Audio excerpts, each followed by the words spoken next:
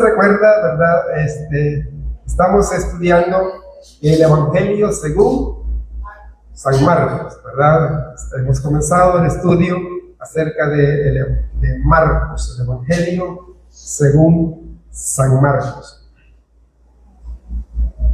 Con la intención, ¿verdad?, de que podamos tener un conocimiento un poco más pleno, ¿verdad?, acerca de lo que hablan estos libros. Es importante, hermanos, en esos días, porque recuérdense, estamos, ¿cómo que se llama? Rodeados de muchos falsos maestros, ¿verdad? Y uno de los problemas que a veces tenemos como creyentes y por los que a veces tomamos malas decisiones en nuestro diario vivir, o a veces, ¿verdad?,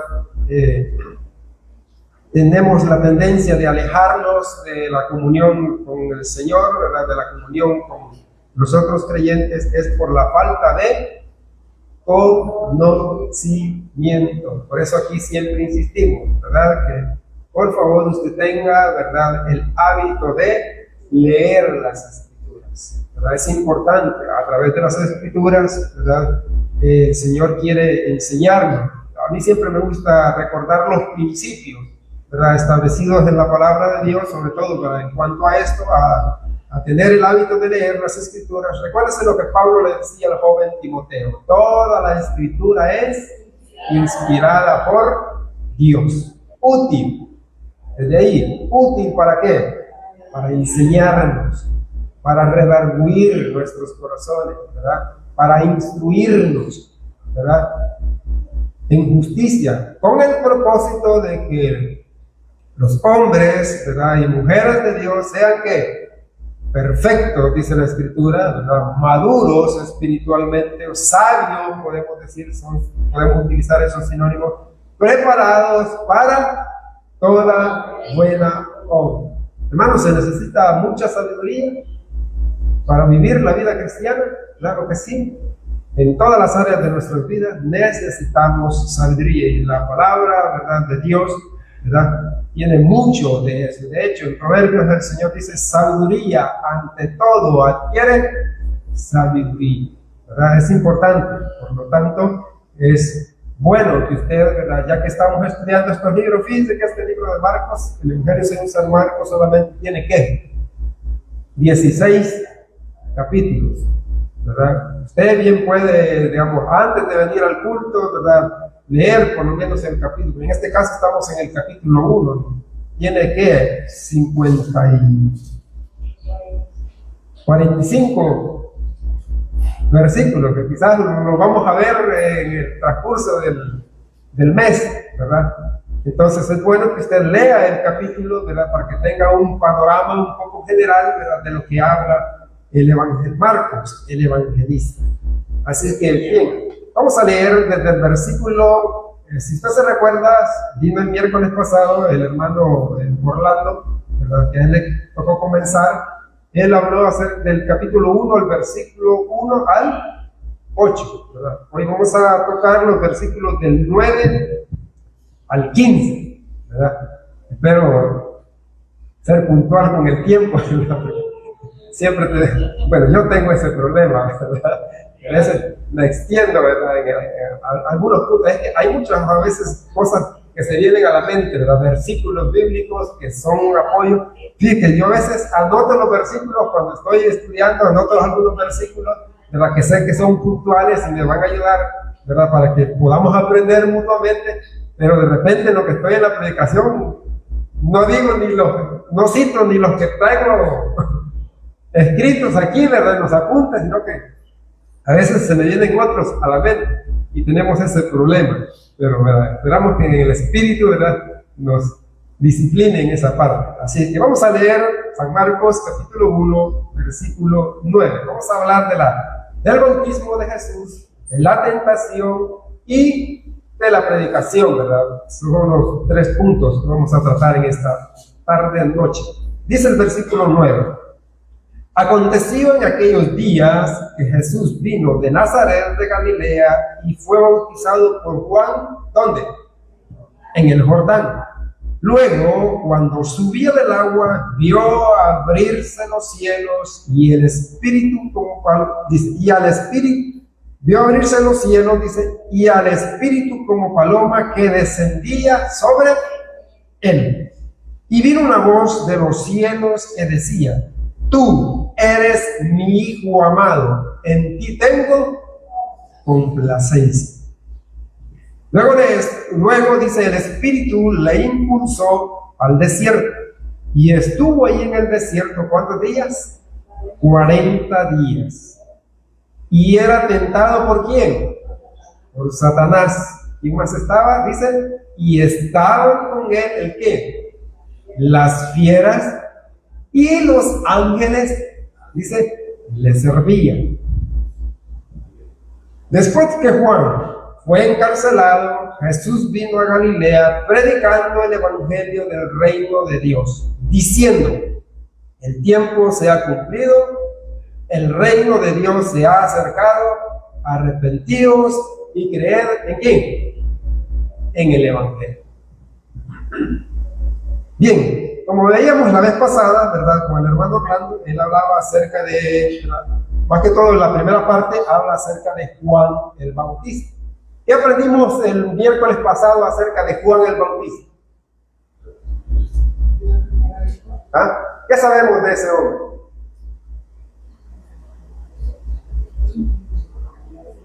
Así en términos generales, ¿quién era su padre? ¿Qué sabemos de Juan? ¿Quién era su padre? Porque Juan, en Marcos, de hecho, comienza hablando acerca de él, ¿verdad? ¿Cómo se llamaba su padre? No creo si esa es clase de allá, de escuela bíblica. ¿Cómo se llamaba el padre de Juan? Zacarías. Zacarías. ¿La mamá cómo se llamaba? Elizabeth. ¿Verdad? Son cosas, como le digo, son cosas generales que a veces, ¿verdad?, nosotros podemos ir aprendiendo poco a poco, ¿verdad? Por eso le digo, y ese problema se nos da por la falta de disciplina a leer las escrituras, porque fíjate, lo que decíamos al principio, al leer las escrituras, yo sé, no vamos a entender todo, ¿verdad? Y no se preocupe por ello, todos pasamos por esa situación. Yo a veces leo y hay cosas que no las entiendo, ¿verdad? Pero sé que el Espíritu a su debido tiempo, ¿verdad?, me va a dar el debido conocimiento cuando Él crea conveniente que yo tenga la capacidad para aprender algo, ¿verdad? Así es como obra el Espíritu Santo. Puede ser que algo el Espíritu Santo a usted se lo enseñe así, personalmente. Otras cosas nos las ha enseñado por medio de ¿quién? Por medio de los predicadores, ¿verdad? A veces hemos aprendido cosas de otros predicadores, de otras denominaciones, ¿verdad? Por eso es importante, ¿verdad? O sea, el punto es que nosotros podamos tener el hábito de leer, ¿verdad? Y cuando el Espíritu ve en nosotros la capacidad de aprender algo nuevo, Él lo va a hacer a su debido tiempo, y eso nos va a fortalecer en nuestro diario vivir. Por eso decíamos, ¿quién era Juan? Bueno, era hijo de Zacarías, ¿verdad? Él fue fue sacerdote, ¿verdad? Y le tocó en un tiempo, ¿verdad?, entrar al lugar santísimo. Y allí recibió por revelación, ¿verdad?, de que que Elizabeth, su mujer, ¿verdad?, iba a quedar embarazada, a pesar de que ya era una mujer avanzada en edad, ¿verdad? Y que el niño que iba a nacer, el hijo de él, iba a ser ¿quién? El que iba a venir ¿a qué? A preparar el camino del Señor. En cumplimiento de una profecía que estaba ¿en qué libro? ¿Ah? Isaías, ¿verdad? Allí estaba, ¿verdad? Isaías enseña acerca de entonces Juan viene en cumplimiento de esa profecía, ¿verdad? He aquí yo envío mi mensajero, dice Isaías, delante de tu faz. De hecho, fíjese que es una combinación entre Isaías y Malaquías, ¿verdad? Porque si usted fíjese, dice Isaías 40. Isaías capítulo 40, Le digo esto porque más adelante incluso se habla un poquito más de Juan, sobre todo cuando él es encarcelado, ¿verdad? ¿Y qué dice Isaías 40 acerca de esa profecía en cumplimiento de lo que Juan venía haciendo? Dice de esta manera, fíjese bien.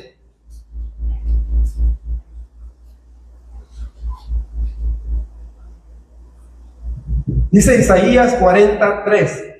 Dice, voz que clama en el desierto, preparar el camino, ¿a quién? A Jehová.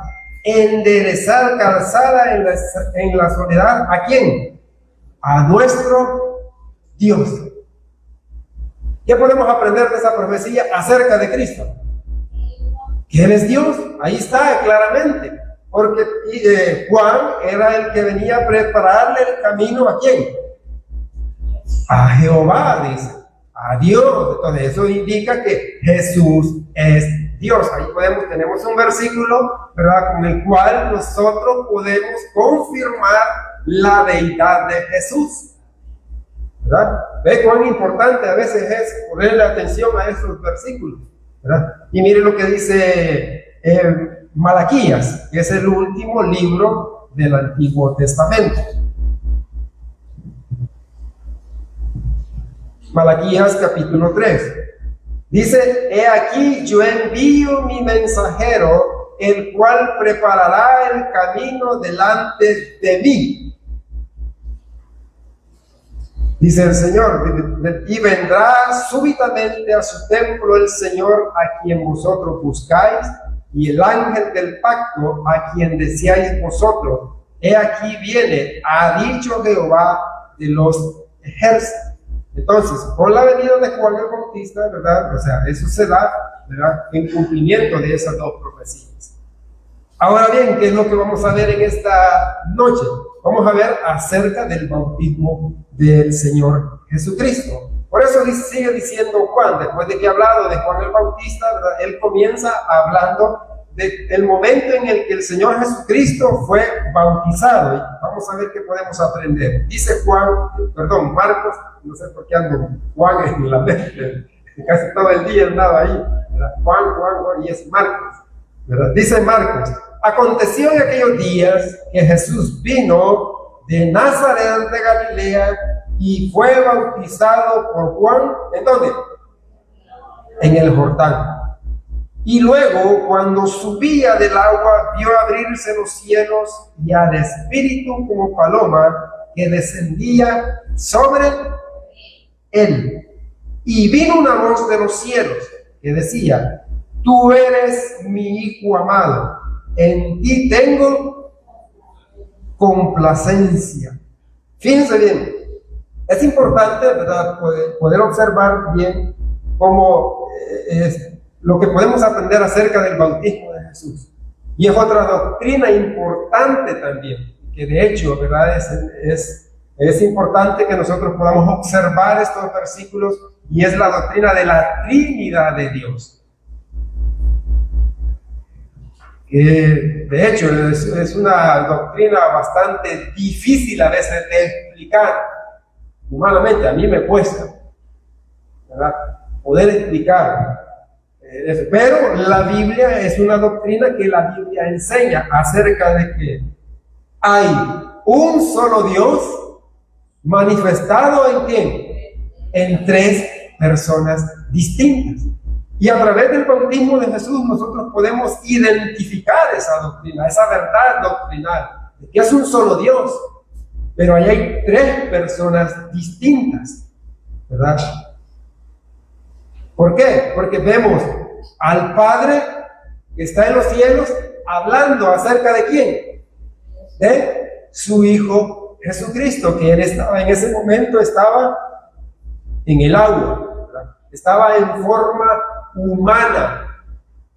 Obviamente, hermanos, o sea, como decimos, Jesús es Dios.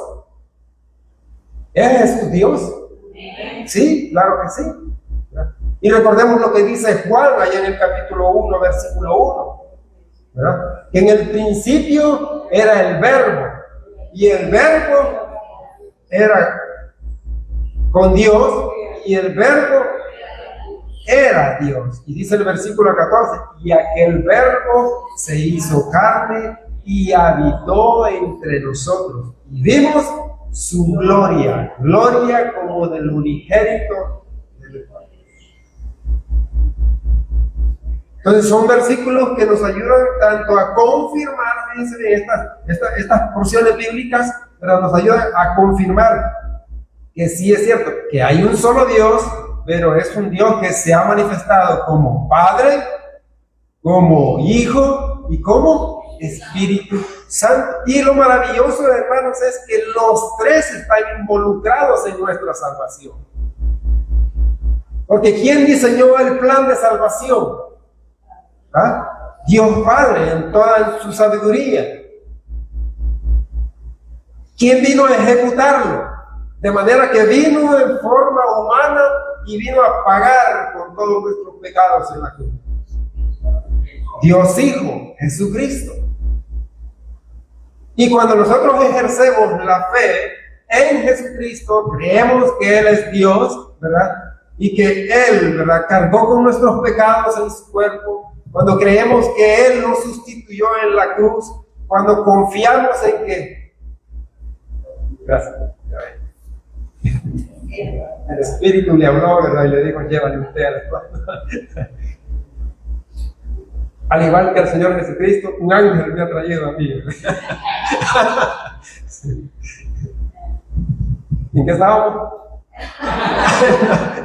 En los tres pasos, ¿verdad?, de la redención, ¿verdad? Cuando ejercemos la fe en Cristo, ¿verdad?, creemos que Él cargó nuestros pecados en su cuerpo, ¿verdad? Lo que dice Isaías allá, en su capítulo 53, ¿verdad? Confiamos o creemos en que Él nos sustituyó en la cruz. Y tenemos, ¿verdad?, y con la confianza y la certeza de que Él hizo el pago completo por todos nuestros pecados, ¿verdad? Dice la Biblia que el Espíritu Santo vino a nuestras vidas. ¿Y qué ha hecho el Espíritu Santo? ¿Qué hace cuando viene a nuestras vidas? Nos sella. ¿Qué más?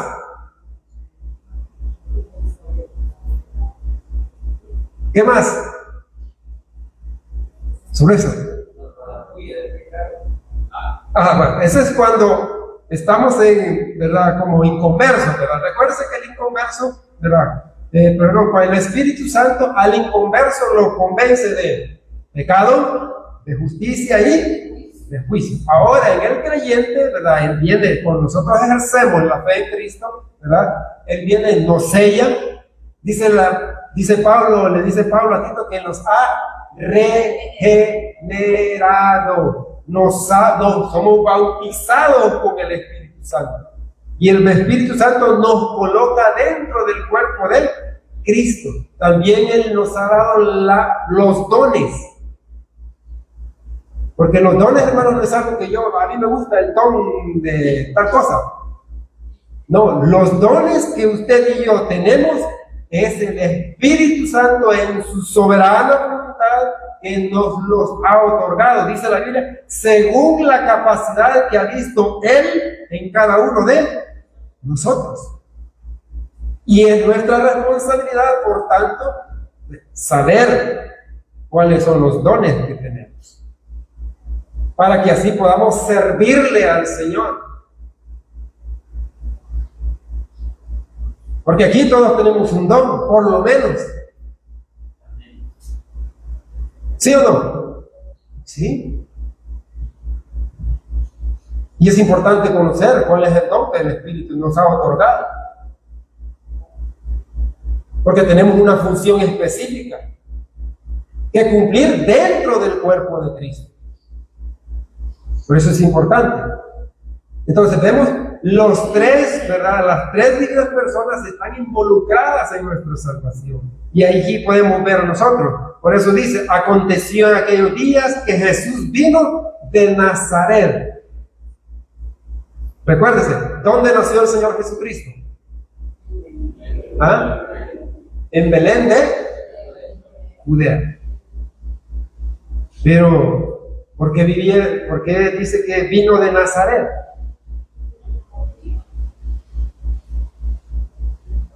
¿Ah?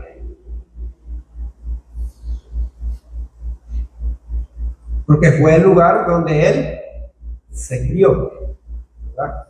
No fue el lugar de su nacimiento, ¿verdad? Sino que fue el lugar, la ciudad donde él se crió, ¿verdad? Por eso dice, vino Jesús, dice, aconteció en aquellos días que Jesús vino de Nazaret de Galilea y fue bautizado por Juan en el Jordán. Pregunta, ¿por qué Cristo tuvo que bautizarse? ¿Se ha preguntado usted alguna vez eso? Para que se cumpliera. ¿Para? Para que se cumpliera. Una parte sí, ¿verdad? Eso lo vemos en Mateo, creo que se dice. ¿Por qué? Porque cuando él, aunque Marco, fíjense, lo que podemos aprender nosotros acerca de este escritor de Marcos es que él omite muchas cosas que en los otros evangelios, por ejemplo en Lucas y en Mateo, o sea, escribe, sobre todo, ¿verdad? Si usted se fija, Marcos comienza hablando de Juan el Bautista y luego del bautismo del Señor Jesucristo. Omite el nacimiento de Jesús, ¿verdad? Cosas que podemos nosotros aprender en los otros, por ejemplo, en Mateo y Lucas. No se habla de, ¿cómo que se llama? De los magos, ¿verdad? De, ¿qué podemos decir? De las genealogías incluso del Señor Jesucristo, ¿verdad? Porque Mateo comienza hablando de la genealogía del Señor Jesucristo. Y dice, libro de la genealogía de Jesucristo. Comienza, ¿verdad? Igual Lucas habla también de la genealogía, lo único que Lucas lo hace ya en el capítulo 3. Lucas comienza, ¿verdad? Dándole, digamos, haciéndole un saludo a Teófilo, ¿verdad? Luego habla acerca de Zacarías, que era el padre de Juan el Evangelista o Juan el Bautista. Juan el Bautista, ¿verdad? Sí, entonces, como le digo, sino que Marcos es bien específico, va directamente al punto a hablar del Señor Jesucristo, ¿verdad? Entonces podemos ver que, por eso le decía la pregunta, ¿por qué Jesús tuvo que bautizarse? Si la Biblia dice que él nunca tuvo pecado. Y el bautismo era para quiénes. ¿Se acuerda cómo comenzó Juan su ministerio? Diciendo arrepentidos, ¿verdad? Y bautícese para perdón de pecados. Pero la pregunta es, ¿por qué Cristo se bautizó? Si él nunca pecó. Él no tenía necesidad de eso. Pero lo hizo ¿para qué? Para identificarse con nosotros. Recuérdese que él al final iba a cargar con nuestros pecados en su cuerpo. Nos iba a sustituir en la cruz del Calvario. Y iba a ser el pago necesario para nuestra redención. Por eso lo hizo, porque se estaba identificando con nosotros. Y ese incumplimiento también de lo que la palabra de Dios mandaba. Recuerde, Cristo vino a cumplir la palabra de Dios, de hecho, y él la cumplió.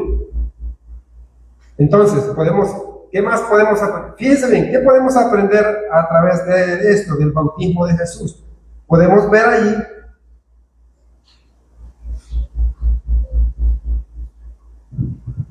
lo que le decía al principio, cómo está la Trinidad revelada. ¿Por qué? Vemos a Dios Padre cuando habla y dice, dice el versículo 11, y vino una voz del cielo que decía, tú eres mi Hijo amado, en ti tengo complacencia. Vemos al Hijo allí, como le decía al principio, en el agua, y vemos al Espíritu Santo en forma corporal de, ¿qué dice? Paloma. Además, fíjense bien, esa era una señal, ¿para quién?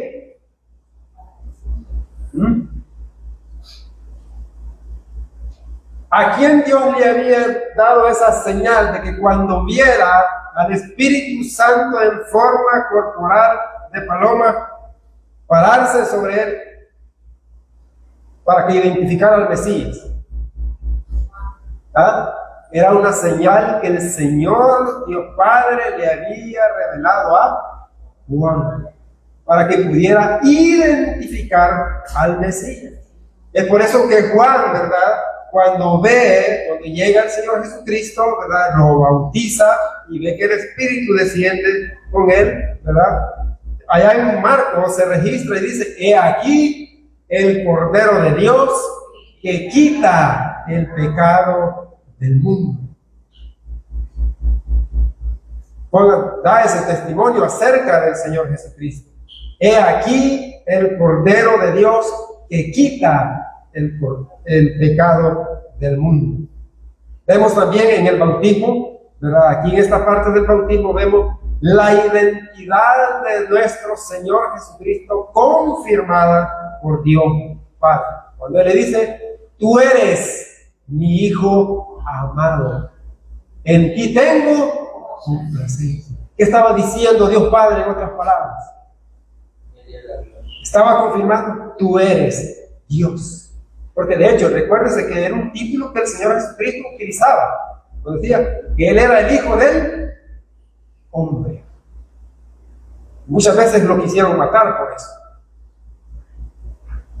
Porque de hecho los judíos entendían eso. Cuando Jesucristo decía que Él era el Hijo del Hombre, ¿verdad?, ellos entendían y le dicen: tú te haces semejante a Dios. Y Jesucristo estaba diciendo la verdad. O sea, en otras palabras, cuando Dios dice: este es mi Hijo amado, está diciendo, ahí se está cumpliendo aquella profecía de Isaías capítulo 7. ¿Qué dice Isaías capítulo 7? Veámoslo. Dice en Isaías 7.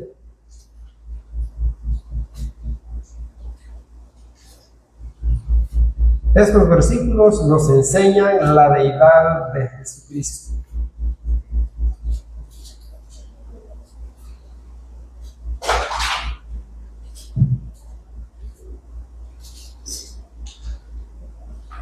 Isaías capítulo 7, 14. ¿Qué dice? Por tanto, el Señor mismo os dará señal.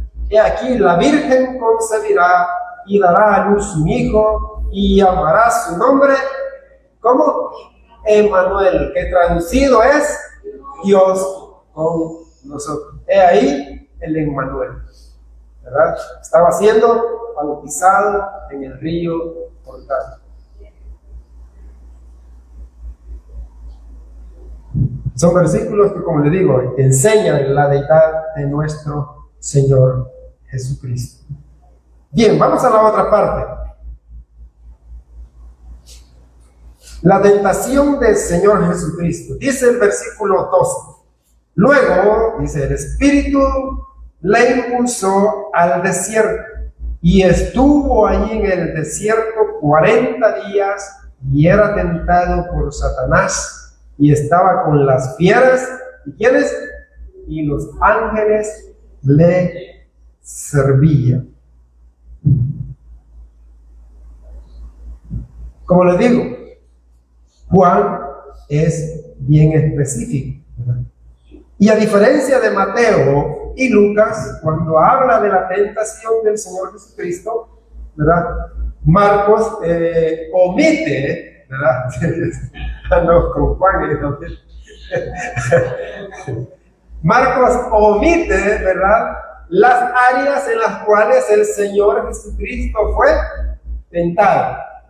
Nosotros las conocemos, ya hemos hablado en otras ocasiones, ¿verdad?, acerca de esas áreas. Si usted se recuerda, la primera tentación que Satanás, ¿verdad?, le lanzó al Señor Jesucristo fue, y le dice que si eres Hijo de Dios, di que estas piedras se conviertan en pan. O sea, lo tentó, ¿verdad?, en cuanto a las áreas, digamos, en cuanto al área de las necesidades básicas que nosotros tenemos. Recuérdese que el Señor Jesucristo había estado 40 días y 40 noches ¿en qué? En ayuno y oración, ¿verdad? Y Mateo y Lucas registran, dice que al final dice, tuvo hambre. Y esa ocasión la aprovechó Satanás para decirle, si eres hijo de Dios, di que estas piedras se conviertan en pan. ¿Cuántos de nosotros no hemos caído con ese tipo de tentaciones? Buscando las cosas necesarias, las necesidades básicas que tenemos en nuestro diario vivir. ¿Ah? Muchas veces dejamos de servirle a Dios por ello. Y justificamos las cosas y decimos, ay, si no trabajo, ¿qué pasa? Y de hecho la Biblia dice eso, ¿verdad? El que no trabaja, que no coma. Sí, pero ¿qué dijo el Señor Jesucristo? ¿Cómo venció esas tentaciones el Señor Jesucristo? ¿Ah?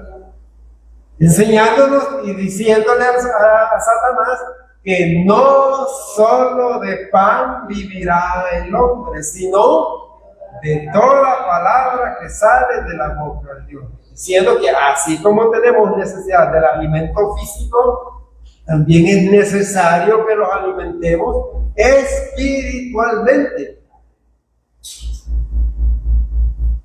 Por eso es que la palabra de Dios en varios versículos es comparada con leche.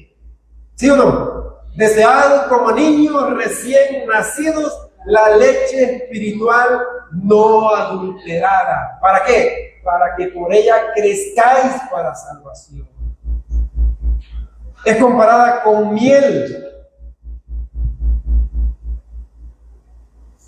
Se le compara también a una lámpara.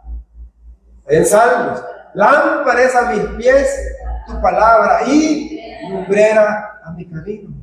Pero nosotros tenemos una lámpara sin baterías, ¿verdad? ¿Sí o no? Sí, porque no la leemos. Nos falta conocimiento.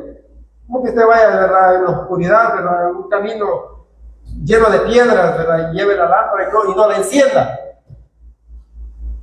Si nos pasa a los creyentes en las cosas espirituales. ¿Por qué? Porque muchas veces le damos más prioridad a las cosas materiales que no son malas, ¿verdad? Porque no estamos diciendo, mire, no trabaje, como no. De hecho, hay amonestaciones contra los haraganes. Sí, Proverbios habla mucho acerca de ello. Pero el problema es cuando nosotros, ¿verdad?, somos hoy, en estos días, nos hemos vuelto trabajólicos. Y muchas veces dejamos a Dios o de servirle a Dios, ¿verdad?, por buscar las cosas materiales. Aún sabiendo que Él en su palabra ha prometido suplir todas aquellas cosas de las cuales nosotros tenemos necesidad. Y que hasta el día de hoy nosotros hemos confirmado y sabemos, no lo podemos negar, Dios ha sido fiel en cada una de esas cosas. ¿Sí o no? Sí. Por eso decía el Señor Jesucristo allá en Mateo: buscad primeramente el reino de Dios y su justicia, y todas estas cosas te serán añadidas. ¿Qué cosas? Alimentación, techo y vestuario. Y Dios, que es fiel, ¿verdad?, nos ha dado mucho más abundantemente de lo que nosotros pedimos o necesitamos.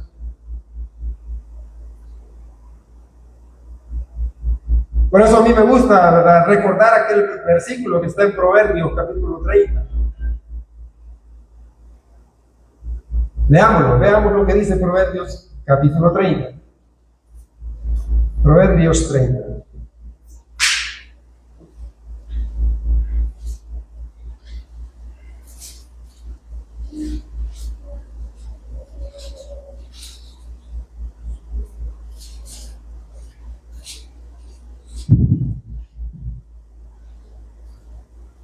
¿Lo tienen?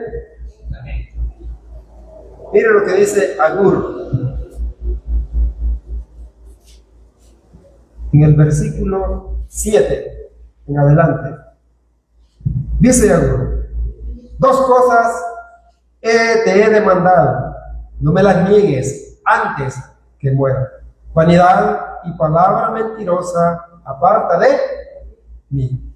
No me des pobreza ni riqueza.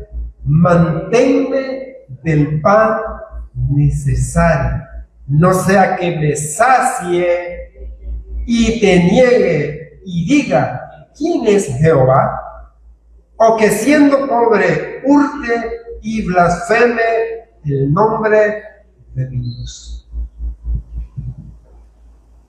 Es algo que yo comúnmente, recuerdo en las mañanas, sobre todo cuando a veces oro o salgo a trabajar.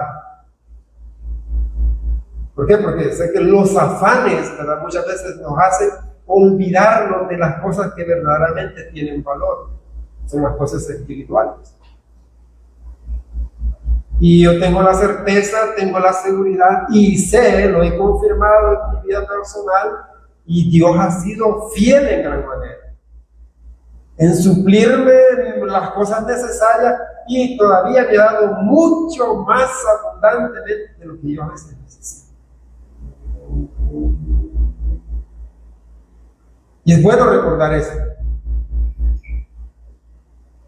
Y yo siempre lo hago y le digo: Señor, a veces cuando al principio de mes, ¿verdad?, ayúdame para que en este mes dame la capacidad o la bendición económica para poder salir con cada uno de los gastos que tengo, para poderlos cubrir,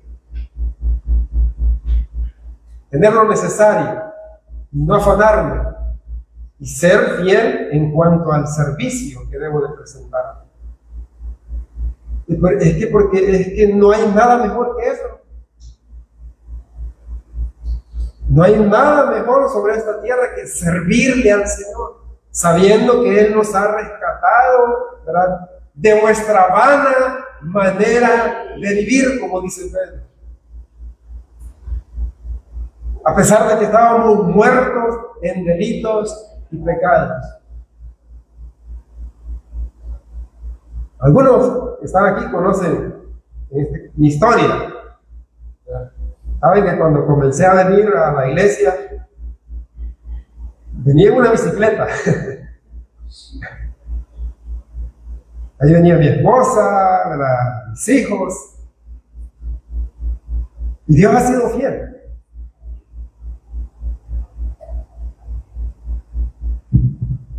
Y es por eso que somos agradecidos con el Señor.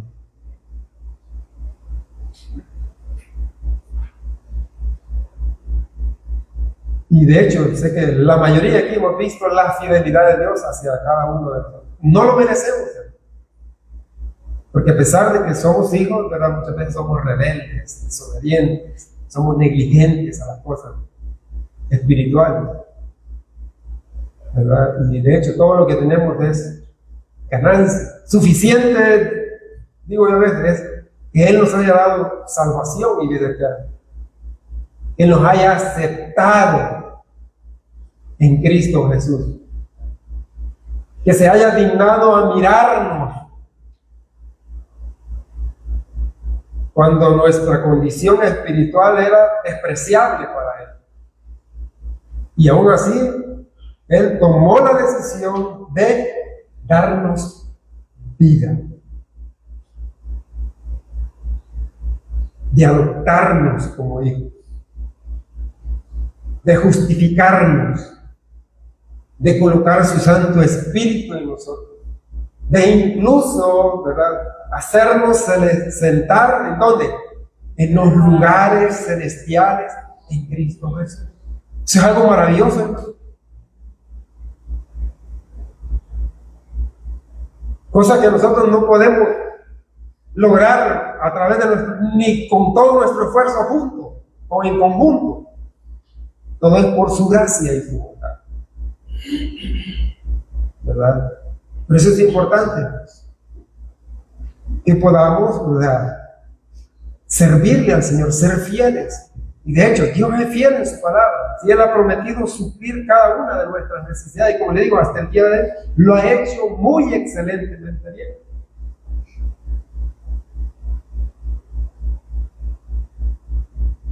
Pero vemos que el tentador, Satanás, ¿verdad?, va a utilizar esas circunstancias, ¿verdad?, para hacernos caer, para hacernos infructíferos. Recuérdense, ¿qué podemos aprender de Satanás?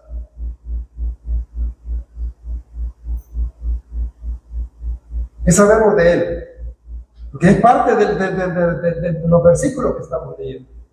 ¿Qué sabemos nosotros de Satanás? Mentiroso. Exacto, que es mentiroso.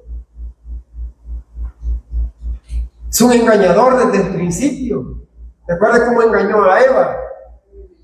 ¿Ah? Por eso se le llama padre de mentiras. Nosotros conocemos muy bien sus nombres o títulos. Se le llama adversario, Satanás, serpiente antigua.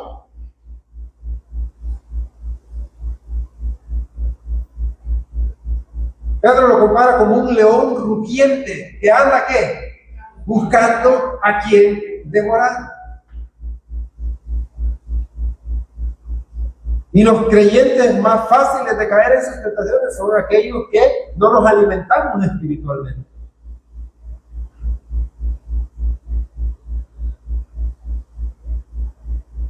Acuérdense que Él va a utilizar el mundo, por eso dice Juan que el mundo está bajo el maligno. Todo está controlado por Él. Y algunos se decepcionan. Yo veía ayer, ¿verdad?, como un mar de lágrimas, porque hubo maños aquí, ¿verdad?, maños allá, ¿verdad?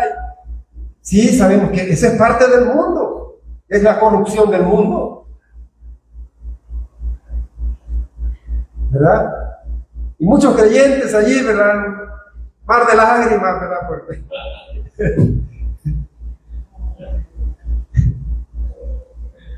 por la corrupción que se da en el mundo, si eso es normal en ellos.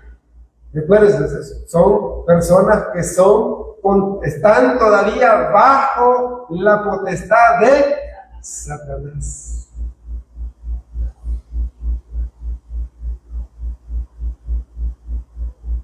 Y como le decía en otras ocasiones, nosotros estamos en el terreno de batalla controlado por el enemigo.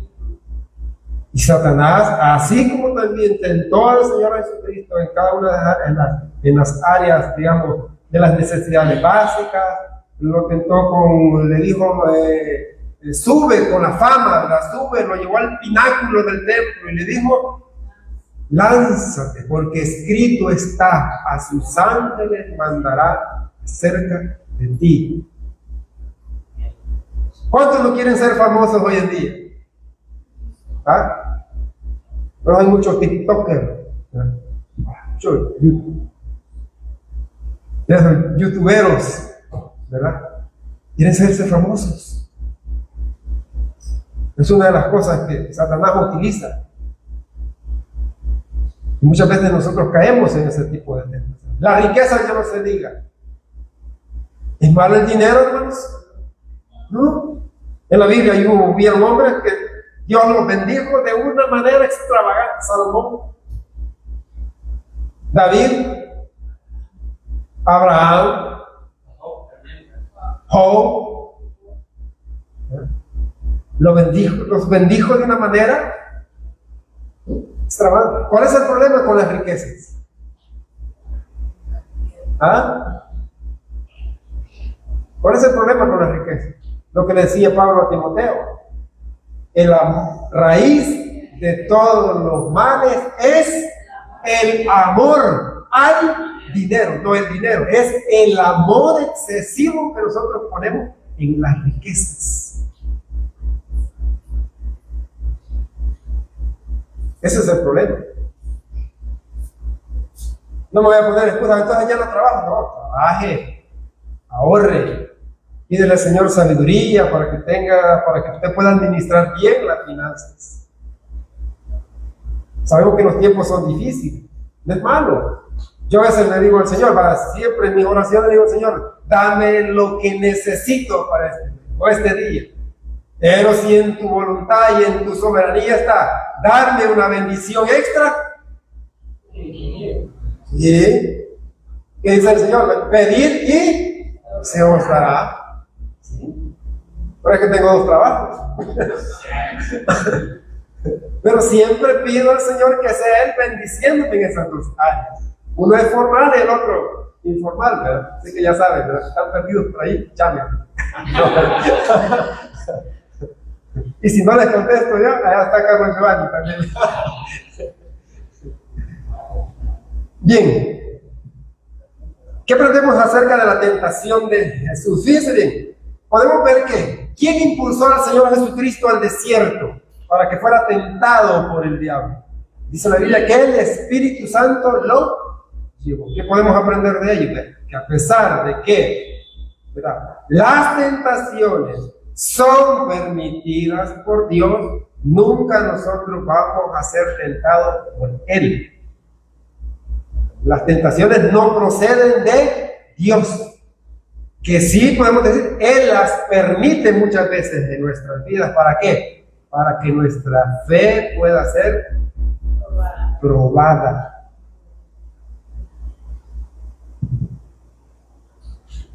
Y eso lo dice Santiago, ¿verdad?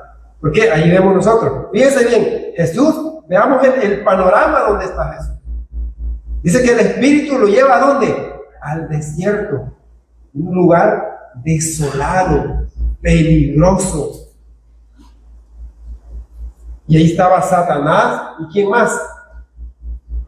Marcos es el único que registra, que dice que estaban ahí también las fieras. El Señor estaba bajo un asedio peligroso. Y él, a pesar de que era Dios, ¿verdad?, él como humano sufrió todo eso.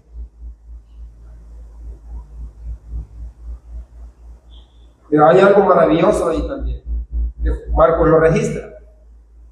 Que dice otra versión, bueno, ahí dice que los ángeles le servían. Otra versión dice, y los ángeles le cuidaban, aún estando en una situación de peligro, siendo tentado.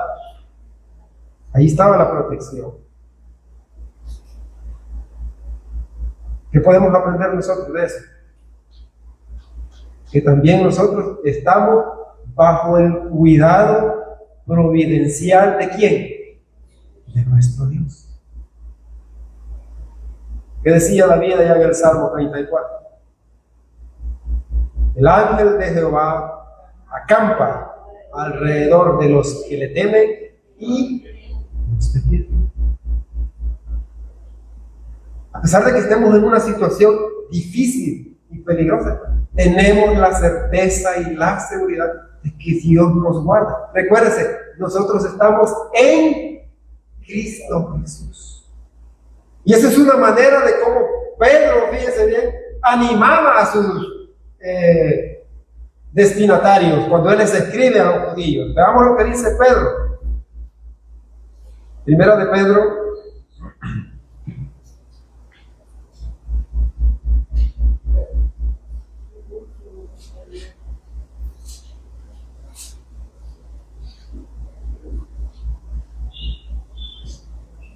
capítulo 1, versículo 5. ¿Lo tienen? Fíjense bien, la manera como Pedro comienza esta carta.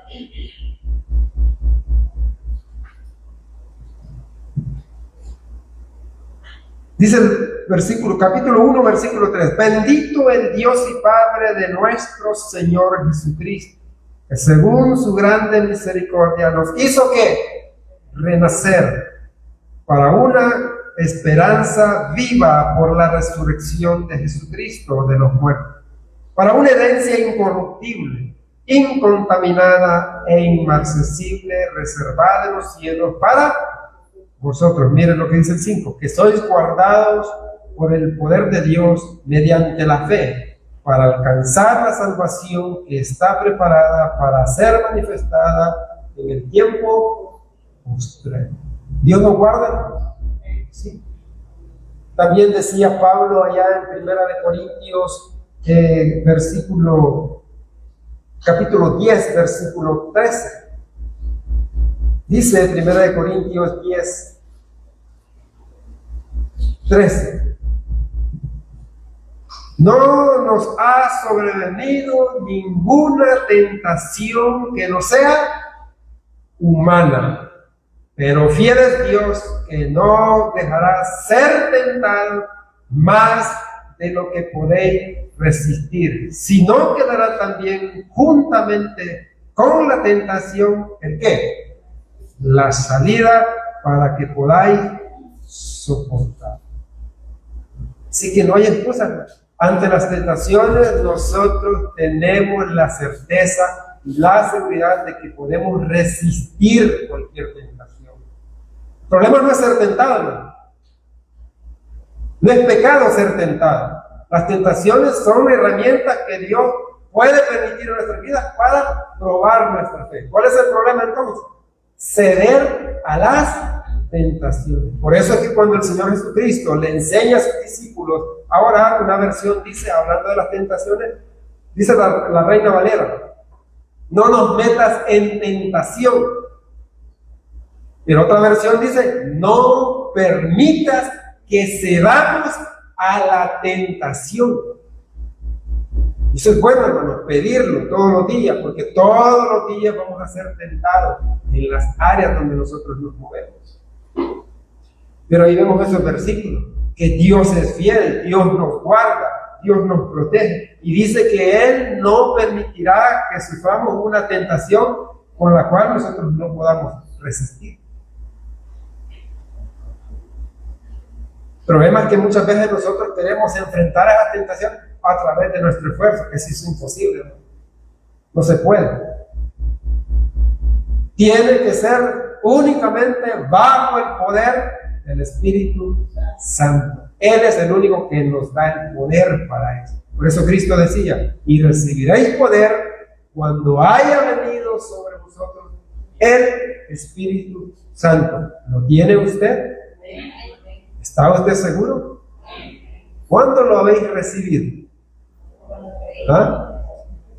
Cuando creímos que Jesucristo pagó todo nuestro pecado, fue sepultado y resucitó al tercer día conforme a las Escrituras. Lo recibimos por fe. Por eso se nos manda a andar en el Espíritu. ¿Qué más íbamos a ver hoy? Bueno, los últimos versículos, ¿verdad?, hablan acerca de la predicación del Señor Jesucristo. Después de que intentado, ¿verdad?, Él vence las tentaciones, ¿verdad?, se enfrenta a Satanás con, ¿verdad?, la palabra de Dios. Que recuérdense, la palabra de Dios es, en la armadura del creyente es la espada del Espíritu. ¿Y qué dice Marcos acerca de cuando Jesús comienza su ministerio? Dice, después que Juan fue encarcelado, Jesús vino a Galilea predicando el evangelio del reino de Dios, diciendo, el tiempo se ha cumplido, el reino de Dios se ha acercado, arrepentidos y creed ¿en quién? En el evangelio. ¿Qué estaba diciendo en otras palabras el Señor Jesucristo? Miren, crean en mí. He aquí el Mesías, el Rey ya está aquí. ¿Por qué creer en el Evangelio es creer en Cristo? ¿Se acuerdan los tres componentes del Evangelio? Una persona específica, ¿quién es? El Señor Jesucristo. La obra específica, que Él murió por nuestros pecados y resucitó al tercer día conforme a las Escrituras. Y el resultado específico es que Él murió por nuestros pecados e hizo el pago completo de ellos. Eso es lo que compone el mensaje del Evangelio. Por eso es necesario. Desde el principio, Cristo estaba hablando, crea en el Evangelio. ¿Por qué? Porque Él vino a buscar y a salvar, ¿quiénes? Lo que se había perdido, o sea, a usted y a mí. Y lo maravilloso es que hemos sido encontrados, hemos sido salvados, hemos sido justificados y hemos sido ya glorificados. Todo es por su gracia y mediante la obra que Cristo hizo una sola vez y para siempre. Que la honra y la gloria sea para nuestro Dios. Bien, quedamos aquí, ¿verdad?, en esta noche, así que vamos a invitar a nuestro hermano Carlos Giovanni para que pueda pasar.